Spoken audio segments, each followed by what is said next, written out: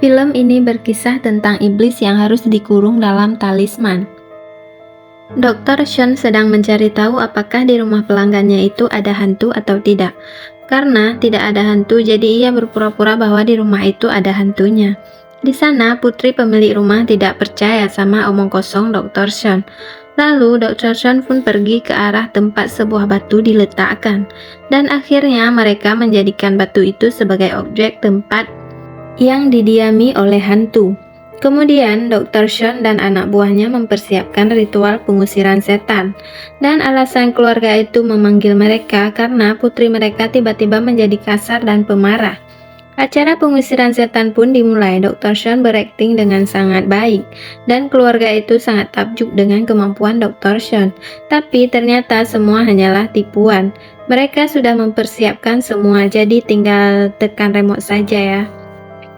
Nah, karena mereka parkir sembarangan, tiba-tiba mobil mereka ditarik pergi. Nah, karena mobil semakin menjauh, jadi aksi Dr. Sean tidak berhasil karena semua alat kontrol ada di mobil itu. Karena rencana hampir gagal, mereka pun pakai jurus terakhir, yaitu membuat batu itu terbang hingga masuk ke dalam rumah itu.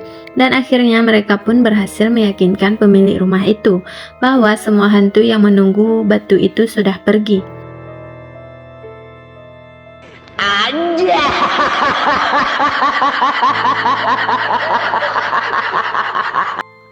Nah, karena mobilnya sudah diderek, mereka pun terpaksa pulang dari sana dengan naik bis.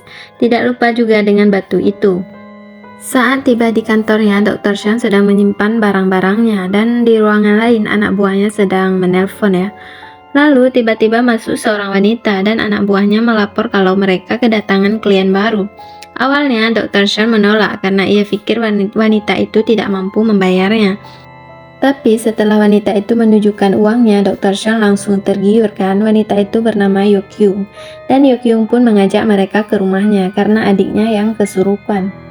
Dan ternyata Yokyung bisa melihat hantu. Saat menuju ke sana, ia melihat ibunya berdiri di tengah jalan.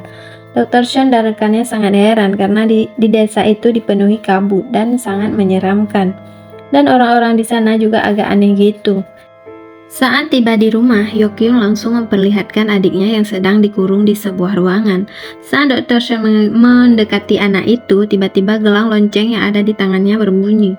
Dan itu menandakan bahwa ada roh jahat yang merasuki anak itu. Karena selama ini lonceng itu tidak pernah berbunyi, tapi pada hari itu berbunyi dengan keras. Dan Dr. Sean agak panik juga ya, karena ia belum pernah melawan hantu yang sebenarnya. Karena selama ini ia hanya menipu pelanggannya. Di sana Yokyung juga bilang kalau ia bisa melihat hantu. Kemudian mereka mempersiapkan segala keperluan untuk mengusir hantu itu. Saat itu hantu yang sedang memasuki anak itu mengamuk dan menyerang Dr. Sean hingga terjatuh. Lalu iblis itu keluar dan mau menyerang Yokyung, tapi iblis itu tidak bisa mendekati Yokyung dan ternyata iblis itu menginginkan mata Yokyung. Kemudian iblis itu kembali ke tubuhnya setelah terkena hantaman pedang Dr. Sean. Kemudian Dr. Sean pun pergi dari sana, tapi tanpa sengaja dia melihat kalau ada orang yang memantau kepergiannya. Dan pria itu adalah anak buahnya iblis itu. Ia melapor kalau Dr. Sean sudah pergi dari sana. Tapi tiba-tiba Dr. Sean berhenti, ia berubah pikiran dan ia sangat mengkhawatirkan Yokyung. Dan ia pun kembali ke sana, kemudian temannya kembali untuk melapor ke kakek itu.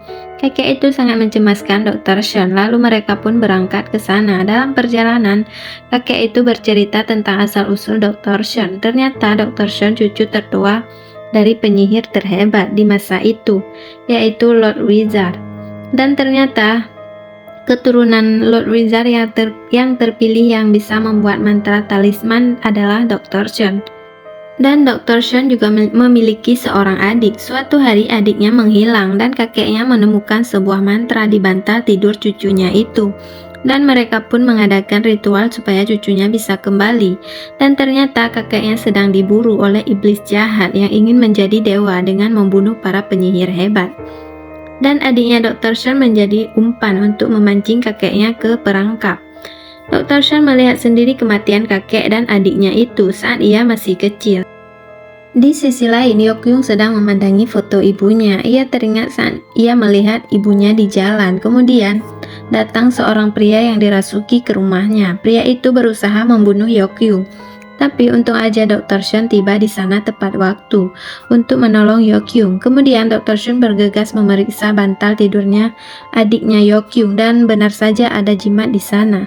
Lalu anak kecil itu tiba-tiba pergi dari rumah dan ternyata adiknya sudah dikendalikan sama iblis itu.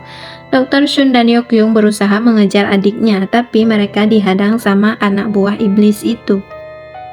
Mereka berusaha keras melawan iblis itu. Mereka terus berlari mengejar adiknya, tapi iblis itu juga berusaha sangat keras mengejar mereka. Tapi Dr. Shun bisa mengalahkan mereka dengan pedangnya itu. Iblis itu sudah menggunakan banyak roh untuk mengalahkan Dr. Shun. Lalu saat anak buah iblis itu menjatuhkan tabung yang berisi roh, iblis itu sangat marah dan langsung menyeret wanita itu dan menghukumnya dengan potong tangan. Di sisi lain, Dr. Shun dan Yokyung berhasil melarikan diri dan mereka pun bertemu dengan rekannya. Di sana, kakek itu melarang Dr. Shun untuk ikut campur karena sangat bahaya dan Dr. Shun tidak punya kekuatan apa-apa, tapi Dr. Shun bersikeras untuk tetap membantu.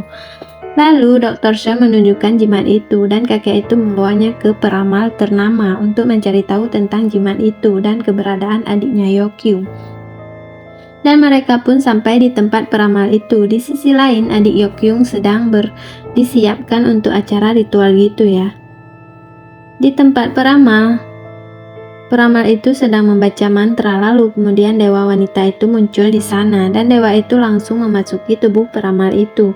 Dan dewa wanita itu bertanya apakah Yokyung baru saja melihatnya. Kemudian wanita itu bilang kalau mata Yokyung sangat berharga karena bisa menghancurkan talisman. Mari kita lanjutkan di part berikutnya ya.